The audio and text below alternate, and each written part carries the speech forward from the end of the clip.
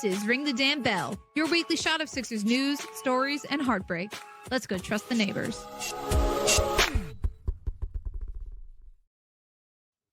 Welcome to Ring the Damn Bell on a Sunday morning on Super Sunday. You have Super Bowl on your mind here, I guess, Yep. right? I'm gonna rep the Birds on this episode. Unfortunately, they didn't make it to the promised land, but today is Super Bowl Sunday. That's right. They didn't make it, but I have a little anecdote towards the end here. I'll talk about Sam Darnold, Yeah. but Yep. I know Sam what you're Darnold, going to say. You know where I'm going with that, my Vikings fan bull crap. Mm-hmm. Anyway, well, Sanaj, I'll tell you what. Great game last night. We'll talk about the Phoenix game. Mm-hmm. West Coast road trip is going very well so far. I'm pleasantly surprised how well that went.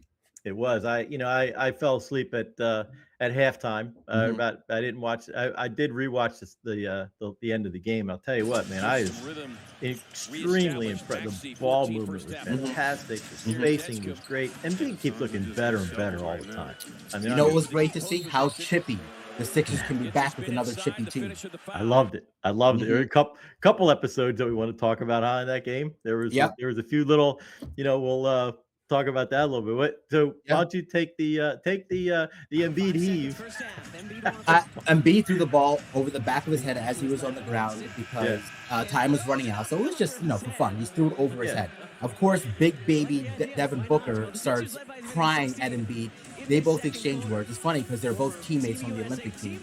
But, Devin Booker is kind of known as the big baby of the league. He's always crying about everything, trying to rile things up. But that was uncalled for. Embiid shot back at him, and they both exchanged words as Devin Booker ran into the lockers. So that was fun.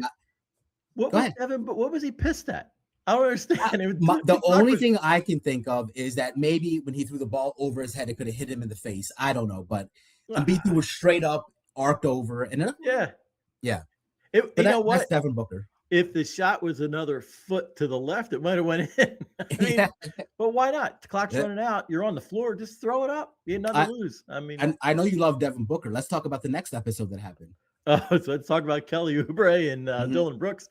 They were teammates in high school at Findlay High School, big prep school out in Nevada. I didn't even know that.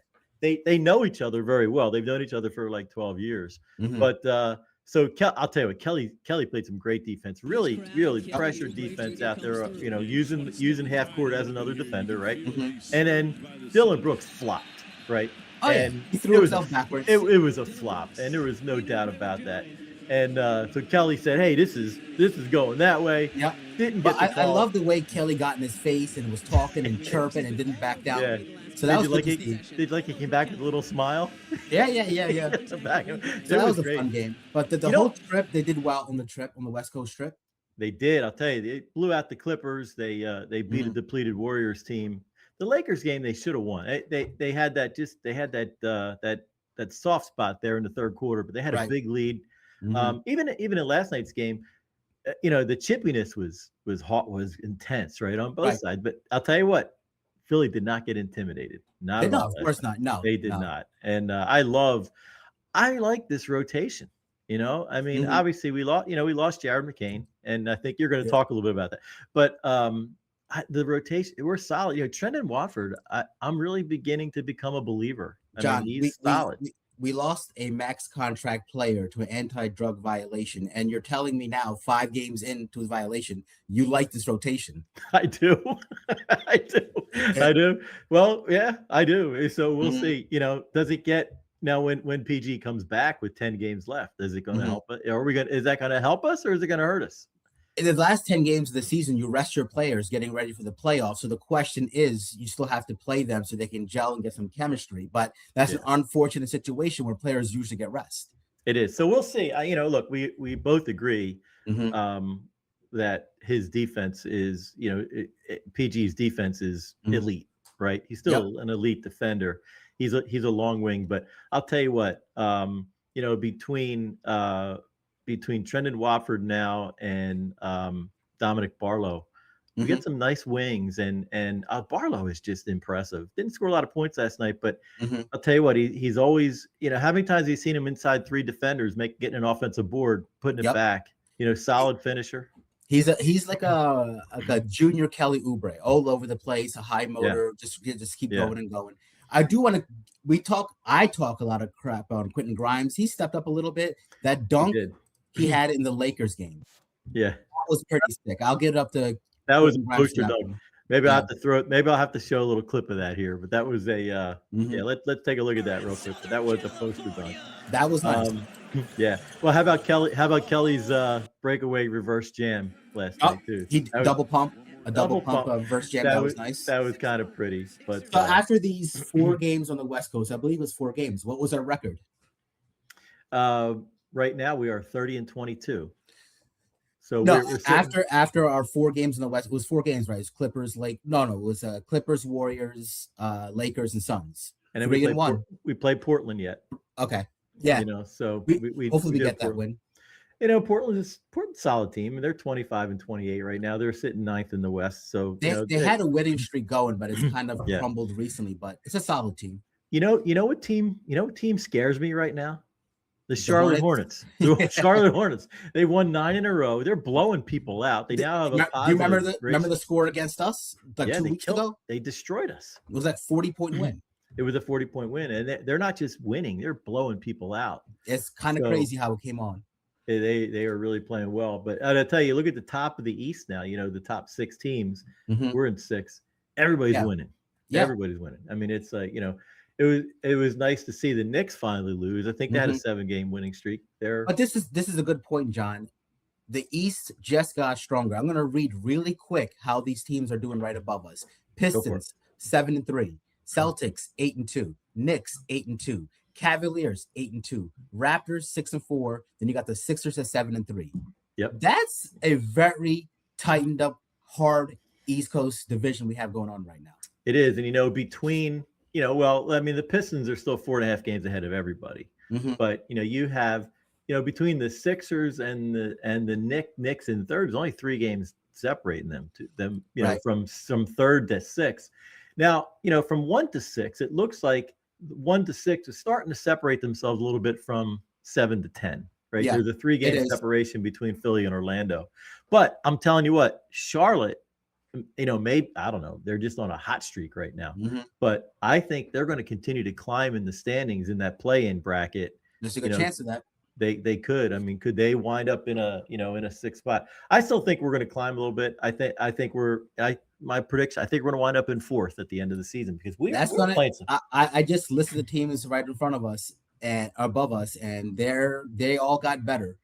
Most of them got better. They did. I don't know. I'm hoping Chris Paul and the Raptors brings the organization down because that's what he does. So let's hope for that.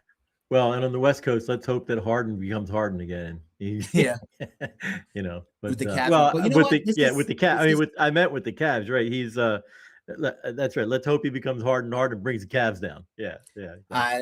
We'll see. The reason the Cavs made that move is because Mitchell has an expiring contract, and they're worried he's going to leave. So this is kind of a win now situation. They wanted to bring Harden in with Mitchell while they still have Mitchell and see if they can make that final push. But this is interesting, right? We're talking about how the East Division just got better while the Sixers stand pat at the trade deadline. And this goes into our next conversation. What did Embiid say? Embiid doesn't usually make this request. Hey, real quick before you get into that. Yeah. The one thing about the East, you say the East got better, right? Which a lot of teams did. The Sixers did not adjust anything. Obviously, Jared's gone, but they're starting to gel. They're gelling as a team. The rotations are becoming solidified. Embiid's getting healthier. Look at him. Look at his movement. I mean, he's just incredible. He's getting back on defense, playing great defense. But this is what scares me is that they always look good in regular season. Then they go, okay, so when the playoffs start, every team is 0-0. There's no wins. There's no losses. It's a new landscape. Everyone is coming in at a different, higher paced level. Can the Sixers match these teams I just said in the playoffs for 7 games? Time will tell. Yeah, it's interesting. It's kind of like a long distance race, right? You're getting close to the finish line. Everybody's going to start sprinting now to the finish line, and we'll see what happens. But yeah, go ahead. Let's talk about the Embiid luxury tax request that you have up there. It's very interesting because the Sixers are known to duck the luxury tax every single year as they go by. This was the first time Embiid, their number one superstar.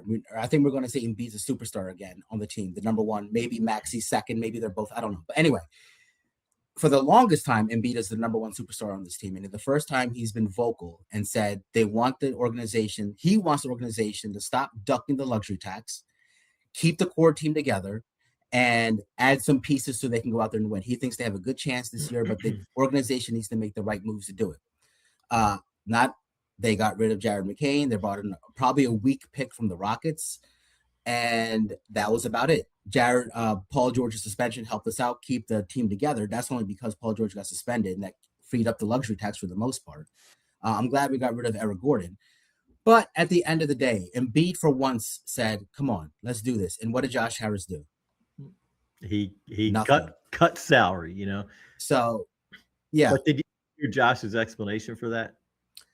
So this is very interesting. There's a lot to talk about here in this space about how it works. I just want to read off a couple of teams and how much they spend on luxury tax. Then I want you to guess how much Josh Harris has spent in luxury tax in his 14 years as an owner of the Sixers. Really quick.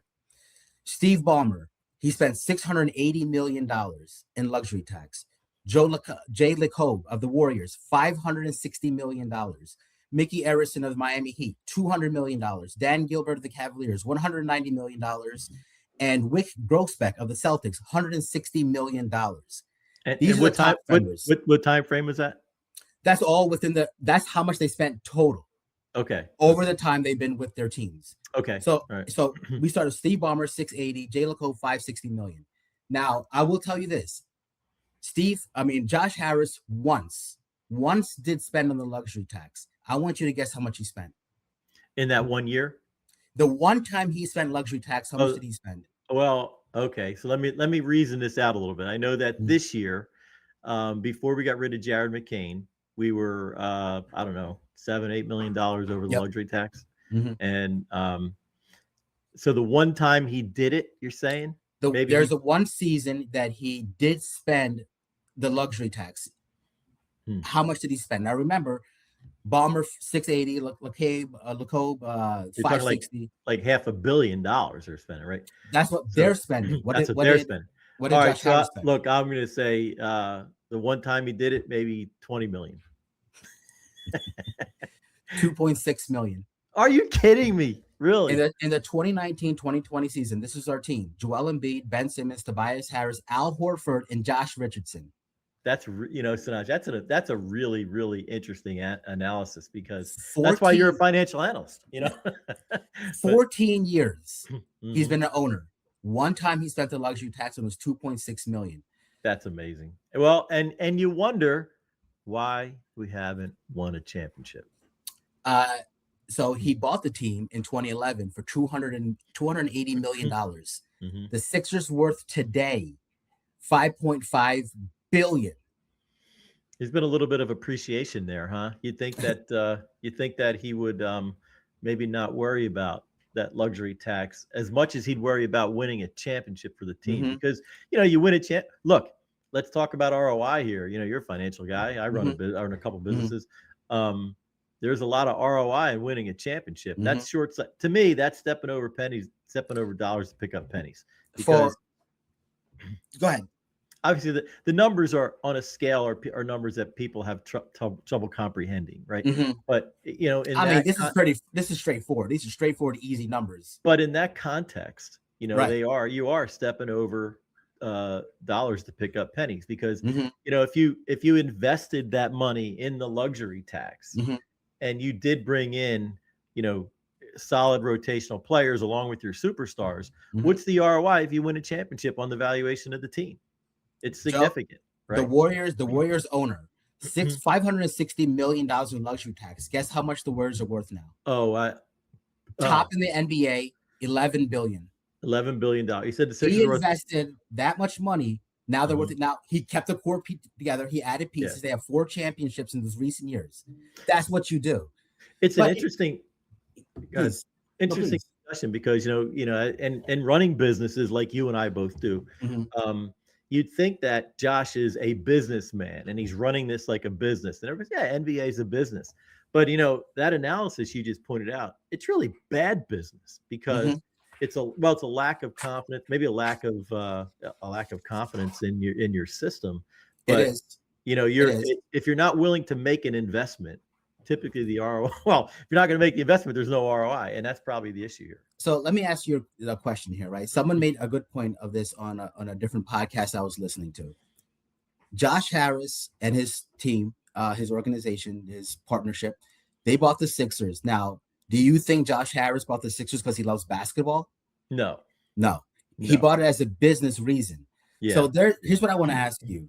As a business owner, he felt like he did not need to spend hundreds of millions of dollars because the ROI just keeps growing. 22% since he bought the team in 2011. The team has valued increased 22% every single year. The team is now worth 20 times what he bought it for. So why should he? Now, I'm speaking on both sides. I'm not advocating. I'm saying what he's probably thinking. Why should I drop any extra money when it's just exploding? It's worth 5.5 billion now. I spent 280 million. Why do I need to spend any money? Well, at that level of wealth and investment in business, you think about it. Yeah, okay, 22x your investment is pretty. Any business owner is going to say, "Hey, that's phenomenal."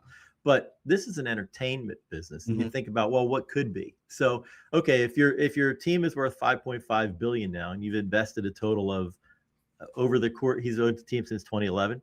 And and we'll talk about the luxury tax as the investment, right? Right. So he's invested, I don't know, you said 2.6 that 1 year.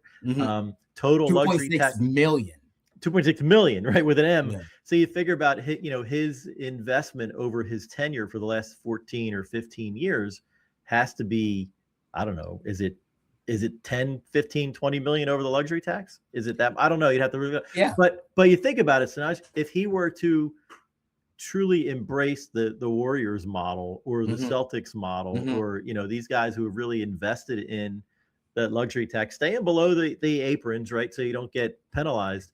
Yep. Would 5.5 billion now be worth 7 billion? 8 billion? That's the point. So that's the point. If you never had a player like Embiid before Iverson, and that was like 30 years ago. So now you finally have a perennial superstar who can possibly take you to the finals at least. So here's the whole point of this conversation. We never really talked too much about this because Embiid himself called it out. One of the reasons, there's many variables into why the NBA team skyrocket in value. There's different reasons, but one major reason is your superstar. Yep. He is selling out tickets. He is getting you the media rights. He is bringing the fans. People are buying the merchandise. He made Sixers relevant again in this city.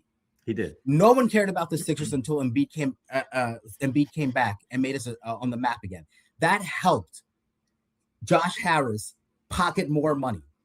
So when your star player asks you, "Hey, let's not duck the tax this year. Let's do something different and try to get for a championship because we have a chance." Nope. Let's stay under and let's save the ownership some money. Yes, there's other reasons why you stay under the tax. So you can have more flexibility down the line. You can make more moves down the line. But the big thing is when the owner doesn't want to spend the money. Daryl Morey's hands are handcuffed. This is the one time I'm going to stick up for Daryl Morey. He's done other good stuff, a lot of dumb stuff. But his hands are tied because the ownership has to sign off on any moves he does. So yeah. Sanaj, great analysis. I think I think you nailed it right there. You kind of encapsulated the entire issue. And just so you guys know out there in listening land who follow us, Sanaj's background is finances, so you can tell he's into this and he's passionate about the Sixers. And I'll tell you what, that's a great analysis. I do like poring over data. This was just very simple stuff here, but I like poring over data, seeing the numbers, see where the ROI could be, see where the deficiencies are, and at this point, why are they not trying a little bit harder? Josh Harris doesn't. If there was a point, I think that Sixers have a very strong chance to get to the finals and they spend a little money, maybe he would do it. I think the problem is Josh Harris is not seeing the value in doing it. Hey, so I think they need to hire you as a consultant, a financial consultant, and you can have as long as I can work from home. Okay. Yeah. But it's great analysis, Sanaj. And you look, we've had a drought since 1983 of winning a championship since the 2001 finals team of being past the second round. So yeah, I mean, why is that? It's not like we didn't have opportunities to add talent. I'm all for understanding. They had a Percocet P. They did. But there's probably other things you could have done. So I don't know. We'll see. But well, great analysis, Sanaj. I think that was fantastic. And I think it does kind of, put everything into context with, it's one of the reasons. And I think you were able to kind of articulate really well the feelings we had last year when we were not going to renew our tickets. And one of the things that my wife and I said, we lost faith in management. And it was kind of hard to articulate it, but I think you just encapsulated it. So look, we are, for those of you, Josh, if you ever see this, if any Sixers brass ever see our podcast, we're passionate Sixers fans. We love the organization. We love Philly.